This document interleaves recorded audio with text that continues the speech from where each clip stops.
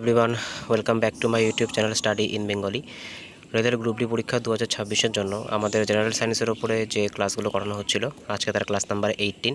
তো আমি খুবই অবাক হচ্ছি যে তোমাদের রেসপন্স এত কম কি করে। আমার মনে হয় যে তোমরা কি কেউ ক্লাস করছো না, পরীক্ষা কবে হবে সেই অপেক্ষায়। দেখো, আমি সবসময় বলবো যে রেলের যে জেনারেল সায়েন্সের সিলেবাসটা আছে সেটা প্রচণ্ড ভাস্ট। তো আর কোশ্চেনের ভ্যারাইটি তোমরা দেখতেই পাচ্ছ, দিন বা দিন কিন্তু বাড়ছে। তো সেই পর্যায়ে দাঁড়িয়ে তোমরা যদি এখন থেকে প্রিপারেশন শুরু না করো, তাহলে কিন্তু একদম শেষ মুহূর্তে গিয়ে অনেক বেশি জিনিস অনেক কম সময়ে পড়তে হবে। তাই যারা যারা তোমরা প্রিপারেশনের মধ্যে আছো বা একটু সিরিয়াস আছো, তাদের কাছে চাইবো তারা যেন প্রত্যেক দিন ক্লাসগুলোকে ফলো করো। আশা করি এখান থেকে উপকার পাবে। দেখো, প্রথম প্রশ্ন কি বলেছে, আধুনিক পর্যায় সারণীর কোন মৌলটিকে রগ এলিমেন্ট বা দুষ্ট মৌল বলা হয়ে থাকে? তো সঠিক অ্যান্সার কী হবে? সঠিক অ্যান্সার কিন্তু হচ্ছে হাইড্রোজেন। কেন এটাকে বলা হয়ে থাকে? তার কারণ এর যে অবস্থান সেটি কিন্তু সঠিক নয়। এটা নিজে অধাতু হওয়ার পরেও, ঠিক আছে, এটা নিজে অধাতু হওয়ার পরেও এটা কোথায় অবস্থান করে? এটা কিন্তু ধাতুর মধ্যে অবস্থান করে। পরবর্তী প্রশ্ন দেখব কি বলেছে। দেখো, আজকে 2 নম্বর প্রশ্ন, যে একটি উত্তর লেন্সের ফোকাস দৈর্ঘ্য 15 সেন্টিমিটার, লেন্স থেকে কত দূরে বস্তু রাখলে প্রতিবিম্বের আকার বস্তুর আকারের 3 গুণ হবে? তো দেখো, আমি চাইবো এই যে অঙ্কটা আছে, এই অঙ্কটা তোমরা নিজেরা সলভ করো। তার কারণ দেখো, তোমরা যদি দেখো প্রিভিয়াস ইয়ারে যদি কোশ্চেনগুলো দেখো, তাহলে দেখবে সেখানে কিন্তু লেন্স থেকে প্রচুর পরিমাণ অঙ্ক এসছে। আর লেন্স কিন্তু পরীক্ষার জন্য একটা হট টপিক। সেই কারণের জন্য আমি চাইবো লেন্সের এই প্রত্যেকটা টাইপের অঙ্ক কিন্তু তোমাদের শেখানো হয়েছে। আমি চাইবো এই অঙ্কগুলো তোমরা নিজেরা সলভ করো এবং আমাকে কমেন্টে অ্যান্সারটা জানাও। তো 20 সেন্টিমিটার অ্যান্সার তোমরা এখানে দেখতে পাচ্ছ। কীভাবে এই 20 সেন্টিমিটারটা অ্যান্সার হলো তোমরা কিন্তু আমাকে কমেন্টে অবশ্যই জানাবে। পরবর্তী প্রশ্ন দেখবো। দেখো, পরবর্তী প্রশ্ন কি বলেছে, যে নিচের কোন কোষীয় অঙ্গাণুটি গ্লাইকোপ্রোটিন এবং গ্লাইকোলিপিড তৈরিতে প্রধান ভূমিকা পালন করে? রাইবোজোম, গলগি কমপ্লেক্স, লাইসোজোম নাকি ভ্যাকিউল? তো সঠিক অ্যান্সার কী হবে? সঠিক অ্যান্সার হচ্ছে গলগি কমপ্লেক্স। এটা কিন্তু কি করে? এটা কিন্তু গ্লাইকোপ্রোটিন এবং গ্লাইকোলিপিড তৈরিতে প্রধান ভূমিকা পালন করে থাকে। পরবর্তী প্রশ্ন দেখবো। আজকে 4 নম্বর প্রশ্ন কি বলেছে, যে নিচের কোন মৌলটির ইলেকট্রন অ্যাফিনিটি বা ইলেকট্রন আসক্তি দ্বিতীয় ধাপে সর্বদা ধনাত্মক হয়ে থাকে? তো সঠিক অ্যান্সার কী হবে এটার? এটা সঠিক অ্যান্সার কিন্তু হয়ে যাবে অক্সিজেন। দ্বিতীয় ধাপে সবসময় কী হবে বা সেকেন্ড পর্যায়ে কী হবে? এটা কিন্তু সবসময় কী হবে না, এটা কিন্তু সবসময় তোমার হচ্ছে ধনাত্মক বা যেটাকে আমরা বলতে পারি যে এন্ডোথার্মিক হয়ে থাকবে। পরবর্তী প্রশ্ন দেখব কি বলেছে। দেখো, পরবর্তী প্রশ্ন দেখো, এখানে কিন্তু বলে দিয়েছে। দেখো, পরবর্তী প্রশ্ন, যে একটি 5 কেজি ভরের বস্তু স্থির অবস্থায় আছে, তার উপরে 20 নিউটন বল 3 সেকেন্ড ধরে প্রয়োগ করা হলে 3 সেকেন্ড পরে বস্তুটির গতিশক্তি কত হবে? দেখো, এখানে কিন্তু সবার প্রথমে কি করতে হবে? সবার প্রথমে কিন্তু আমাদেরকে ত্বরণটা বের করতে হবে। আর ত্বরণ ইকুয়ালস টু কী হয়ে থাকে? F equals to M A. আর আমরা জানি এ ইকুয়ালস টু কী হয়? F by M. অর্থাৎ যেটা বল আছে সেই বলকে কত দিয়ে ভাগ করতে হবে? বলকে কিন্তু মাস দিয়ে ভাগ করতে হবে। তাহলে আমরা এর মান কত পাচ্ছি? এর মান কিন্তু পাচ্ছি 4 মিটার পার সেকেন্ড স্কোয়ার, যেটা কিন্তু আমাদের ত্বরণের মান। আচ্ছা, আমরা ত্বরণ পেয়ে গেলাম। এবার আমরা আমাদের ফর্মুলাটা কাজে লাগাবো। ফর্মুলা কী হয়? V equals to U plus AT. এটা কিন্তু আমাদের ফর্মুলা হয়, যেখানে এ ইকুয়ালস টু আমরা জানি কত? এ ইকুয়ালস টু কিন্তু হচ্ছে 4 মিটার পার সেকেন্ড স্কোয়ার। আচ্ছা, ইউ বলেছিল স্থির অবস্থা, তার মানে এটা 0। এ পেলাম কত? এ কিন্তু পেয়ে গেলাম তোমার হচ্ছে 4। আর টাইম কত বলেছিল? টাইম কিন্তু বলেছিল 3 সেকেন্ড। ঠিক আছে, অর্থাৎ আমরা ভি কত পাবো? আমরা কিন্তু ভি পেয়ে যাব 12 মিটার পার সেকেন্ড স্কোয়ার। আচ্ছা, এবার কি করতে হবে? আমরা কিন্তু ভিও পেয়ে গেলাম। এবার এই ভি থেকে আমাদেরকে কাইনেটিক এনার্জিটা বের করতে হবে। কাইনেটিক এনার্জি কত হয়ে থাকে? Half into M V square হয়ে থাকে। আমরা জানি যে হাফ ফর্মুলার হাফ। এম কত? এম কিন্তু এখানে বলে দিয়েছিল 5 কেজি। আর 12কে স্কোয়ার করলে কত হয়? 12কে স্কোয়ার করলে কিন্তু 144 হয়ে থাকে। এবার এটা দিয়ে এটাকে কাটলে হয় 72। এবার যদি আমরা এখানে দেখি তাহলে কত হবে? 5 দুগুণে 10, 0 হাতে 1, 5 সাথে 35 এর 36, অর্থাৎ 360 জুল। এটাই কিন্তু সঠিক অ্যান্সার হয়ে যাবে। এই লেভেলের অঙ্ক কিন্তু তোমাদের পরীক্ষায় দেবে, যেখানে কিন্তু তোমরা দেখতে পাবে যে একটা অঙ্ক কিন্তু ডাইরেক্ট একরকমভাবে জিজ্ঞাসা করবে না, 3-4টে অঙ্কের একসাথে ফর্মুলা লাগিয়ে কিন্তু অঙ্কগুলো তোমাদেরকে করতে হবে।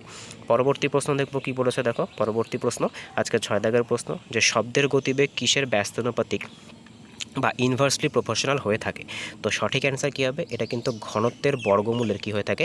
বা স্কোয়ার রুট অফ ডেনসিটি বা ঘনত্বের বর্গমূলের কিন্তু ব্যস্তানুপাতিক বা ইনভার্সলি প্রপোর্শনাল হয়ে থাকে। পরবর্তী প্রশ্ন দেখব কি বলেছে, যে মানুষের শরীরে ইউরিয়া সংশ্লেষণ কোথায় সম্পূর্ণ হয়ে থাকে? বৃক্ক, যকৃৎ, অগ্ন্যাশয় নাকি প্লীহা? তো সঠিক অ্যান্সার কী হবে? সঠিক অ্যান্সার কিন্তু হচ্ছে এটা লিভারে হয়ে থাকে। পরবর্তী প্রশ্ন দেখব কি বলেছে। দেখো, যে নিচের কোন মৌলটি সবথেকে শক্তিশালী জারক বা অক্সিডাইজিং এজেন্ট এজেন্ট হিসেবে কাজ করে? তো সঠিক অ্যান্সার কিন্তু হচ্ছে ফ্লোরিন। ঠিক আছে, এটা কি, এটা কিন্তু সবথেকে তীব্র জারকা, যেটাকে আমরা বলতে পারি যে অক্সিডাইজিং এজেন্ট রূপে কাজ করে। পরবর্তী প্রশ্ন দেখব কি বলেছে আজকে 9 নম্বর প্রশ্ন, যে মরুভূমিতে মরীচিকা, যেটাকে আমরা মিরেজ বলে থাকি, সেটা সৃষ্টির প্রধান কারণ কোনটা? তো সঠিক অ্যান্সার কিন্তু হয়ে যাবে আলোর যে অভ্যন্তরীণ পূর্ণ প্রতিফলন, যেটাকে আমরা টোটাল ইন্টারনাল রিফ্লেকশন বা TIR বলে থাকি। এটাই কি, এটাই কিন্তু আলোর প্রতিফলনের সম্পূর্ণ মানে আলোর যে মানে মরীচিকা তৈরির যে কারণ, সেটাই কিন্তু হয়ে থাকবে। পরবর্তী প্রশ্ন দেখব, দেখো কি বলেছে, যে 12 ওহম তারের 12 ওহম রোধের তারকে বেঁকিয়ে একটি সমবাহু ত্রিভুজ তৈরি করা হলো। ত্রিভুজটির যে কোনো একটির বাহুর দুই প্রান্তের তুল্য রোধ কত হবে? দেখো এই যে অঙ্কটা আছে, এখানে কিছু একটা বুঝতে হবে। ব্যাপারটা হচ্ছে কি, দেখো 12 ওহম বলেছে আর সমবাহু ত্রিভুজ বলেছে, যার 3টে বাহু সমান। এবার এটাকে কি করতে হবে, এটাকে প্রথমে 3 দিয়ে ভাগ করতে হবে, তাহলে প্রত্যেকটা রোধ কত হবে? 4 করে হয়ে যাবে। এবার দেখো বলেছে দুই প্রান্ত মানে কি, এই পাশের একটা আর এই পাশের একটা, মানে এইখানে একটা আর এইখানে একটা, তাহলে টোটাল আমরা কত ওহম পাচ্ছি? এখান থেকে কিন্তু 8 পাচ্ছি।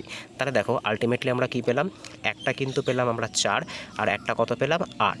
এইবার কি করতে হবে, এবার কিন্তু এটাকে সমান্তরাল সমবায় করতে হবে। আচ্ছা, সমান্তরাল সমবায় করতে গেলে কি করতে হয়? ওপরের দুটোকে গুণ করতে হয়, আর নিচে কি করতে হয়?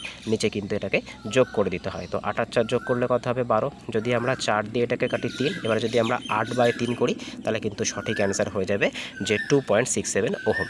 পরবর্তী প্রশ্ন দেখব কি বলেছে, দেখো পরবর্তী প্রশ্ন, যে ভিনেগারে আসলে কোন অ্যাসিডের লঘু দ্রবণ? তো সঠিক অ্যান্সার কিন্তু হচ্ছে অ্যাসিটিক অ্যাসিডের লঘু দ্রবণ কিন্তু হয়ে যাচ্ছে ভিনিগার। সাইট্রিক অ্যাসিড কোথায় থাকে? এটা কিন্তু লেবুতে থাকে। ম্যালিক অ্যাসিড আপেলে থাকে। আর অক্সালিক অ্যাসিড কিন্তু টমেটো বা যেগুলো টক জাতীয়, মানে যেগুলো আমরা বলতে পারি টমেটো বা আউলকি জাতীয় ফলের মধ্যে কিন্তু থেকে থাকে। পরবর্তী প্রশ্ন দেখব কি বলেছে, দেখো যে পরমাণুর নিউক্লিয়াসের স্থায়িত্ব ব্যাখ্যা করার জন্য মেসন কণার তত্ত্ব কে দিয়েছিলেন? তো সঠিক অ্যান্সার কিন্তু হচ্ছে হাউডিকিউ হকাইয়া। ঠিক আছে, জাপানের লোক ছিলেন, ইনি কিন্তু এই মেসন কণার তত্ত্বটা দিয়েছিলেন। পরবর্তী প্রশ্ন দেখব কি বলেছে, দেখো পরবর্তী প্রশ্ন, যে নিউক্লিয় রিঅ্যাক্টরে কন্ট্রোল রড হিসেবে কোনটা ব্যবহার করা হয়ে থাকে? তো এখানে কিন্তু বোরন এবং ক্যাডমিয়াম দুটোই কিন্তু ব্যবহার করা হয়ে থাকে কন্ট্রোল রড হিসেবে। ঠিক আছে, ইউরেনিয়াম কী হিসেবে ব্যবহার করা হয়? ইউরেনিয়াম কিন্তু জ্বালানি হিসেবে ব্যবহার করা হয়। গ্রাফাইট কী করা হয়? গ্রাফাইট কিন্তু মডারেটর হিসেবে ব্যবহার করা হয়ে থাকে। পরবর্তী প্রশ্ন দেখব কি বলেছে, যে মানবদেহের কোন কোষে সবথেকে বেশি মাইটোকন্ড্রিয়া পাওয়া যায়? তো সঠিক অ্যান্সার কিন্তু হচ্ছে হৃৎপিণ্ড, মানে হৃৎপেশির যে কোষ থাকে, যেটাকে আমরা কার্ডিয়াক মাসিল বলে থাকি বা হৃৎপেশি বলে থাকি, সেখানে কি হয়, সেখানে কিন্তু সবথেকে বেশি কী পাই? সবথেকে বেশি কিন্তু মাইটোকন্ড্রিয়া থাকে, কারণ এটাই কিন্তু সবথেকে বেশি পাওয়ারফুল মাসেলও হয়ে থাকে। পরবর্তী প্রশ্ন দেখব কি বলেছে, দেখো যে জলের স্থায়ী ক্ষরতা দূর করার জন্য কোন পদ্ধতি ব্যবহার করা হয়ে থাকে? তো সঠিক অ্যান্সার কী হয়ে যাবে, এটা কিন্তু হচ্ছে পারমুটিট পদ্ধতি। এটা কিন্তু ব্যবহার করা হয়ে থাকে স্থায়ী ক্ষরতা দূর করার জন্য। দেখো এটাকে কি বলা হয়ে থাকে? জিওলাইট বলা হয়। জিওলাইট কিন্তু একটা এলিমেন্ট, যেটা কিন্তু জলের মধ্যে দিলে জলটা পরিষ্কার হয়। পরবর্তী প্রশ্ন দেখব কি বলেছে, যে চোখের কোন ত্রুটি দূর করার জন্য সিলিন্ড্রিক্যাল লেন্স ব্যবহার করা হয়ে থাকে? তো সঠিক অ্যান্সার কিন্তু হচ্ছে বিষম দৃষ্টি, বা যেটাকে অ্যাস্টিগম্যাটিজম বলা হয়ে থাকে। মায়োপিয়ার জন্য কোনটা ব্যবহার করা হয়? এখানে কিন্তু আমরা কনকেভ ব্যবহার করে হয়ে থাকি। হাইপারমেট্রোপিয়াতে কি করা হয়? হাইপারমেট্রোপিয়াতে কিন্তু কনভেক্স ব্যবহার করা হয়ে থাকে। পরবর্তী প্রশ্ন দেখব কি বলেছে, দেখো পরবর্তী প্রশ্ন, যে তেজস্ক্রিয় মৌলের অর্ধায়ু বা হাফ লাইফ কিসের ওপর নির্ভর করে? তো সঠিক অ্যান্সার কিন্তু হচ্ছে মৌলের প্রকৃতির ওপরে বা নেচার অফ দি এলিমেন্টের ওপরে নির্ভর করে। পরবর্তী প্রশ্ন দেখব কি বলেছে, যে নিচের কোন অ্যাসিডটিকে কিং অফ কেমিক্যালস বলা হয়ে থাকে? তো সঠিক অ্যান্সার কী হবে? এটা সঠিক অ্যান্সার কিন্তু হবে H2SO4। এটাকে কি বলা হয়? এটাকে কিন্তু কিং অফ কেমিক্যালস বলা হয়ে থাকে। পরবর্তী প্রশ্ন দেখব কি বলেছে, যে পৃথিবীর কেন্দ্র থেকে উচ্চতা বাড়ালে মহাকর্ষীয় বিভব বা গ্র্যাভিটেশনাল পোটেনশিয়াল কেমন হবে? তো সঠিক অ্যান্সার কিন্তু হয়ে যাবে এটা কিন্তু বাড়বে বা বৃদ্ধি পাবে। পরবর্তী প্রশ্ন দেখব কি বলেছে, যে কোষ বিভাজনের কোন দশায় ক্রোমোজোমগুলি সবথেকে বেশি কুণ্ডলীকৃত হয়ে থাকে বা সবথেকে বেশি কিন্তু এরকম জড়িয়ে থাকে? তো সঠিক অ্যান্সার কিন্তু হচ্ছে মেটাফেজ দশা। পরবর্তী প্রশ্ন দেখব কি বলেছে, যে নিচের কোন ধাতুটিকে কৌশলঘাত ধাতু বা স্ট্র্যাটেজিক এলিমেন্ট বলা হয়ে থাকে? তো সঠিক অ্যান্সার কিন্তু হচ্ছে যে টাইটেনিয়াম আছে, সেই টাইটেনিয়ামকে কি বলা হয়? এটাকে কিন্তু বলা হয়ে থাকে কৌশলগত মৌল। পরবর্তী প্রশ্ন দেখব, দেখো কি বলেছে পরবর্তী প্রশ্ন, যে কোন উদ্ভিদ হরমোনটি অ্যান্টি ট্রান্সপিরান্ট হিসেবে ব্যবহার করা হয়ে থাকে? তো সঠিক অ্যান্সার কিন্তু হচ্ছে অ্যাবিসাইসিক অ্যাসিড। এটা কিন্তু অক্সিনের উল্টো বা জিব্বারেনের উল্টো কাজ করে। পরবর্তী প্রশ্ন দেখব কি বলেছে, অ্যালুমিনিয়াম নিষ্কাশনের পদ্ধতিকে কি বলা হয়ে থাকে? তো সঠিক অ্যান্সার কিন্তু হচ্ছে হল হেভল্ট পদ্ধতি। পরবর্তী প্রশ্ন দেখব কি বলেছে, উদ্ভিদের কোন কণার মাধ্যমে পাতায় খাদ্য সারা দেহে ছড়িয়ে পড়ে? তো সঠিক সঠিক অ্যান্সার কিন্তু হচ্ছে যে ফ্লোয়েম, এটাই কিন্তু সঠিক অ্যান্সার হবে। পরবর্তী প্রশ্ন, তো আজকে লাস্ট প্রশ্ন দেখব কি বলেছে, যে এসআই পদ্ধতিতে তেজস্ক্রিয়তার একক কি? তো সঠিক অ্যান্সার কিন্তু হচ্ছে বেকারেল, এবং সিজিএস পদ্ধতিতে কিন্তু হচ্ছে কুড়ি। তো আজকে এই অবধি ছিল, দেখা হচ্ছে পরের ভিডিওতে। যদি ভিডিওটা ভালো লেগে থাকে অবশ্যই চ্যানেলটাকে সাবস্ক্রাইব করো। দেখা হচ্ছে পরের ভিডিওতে, বাই।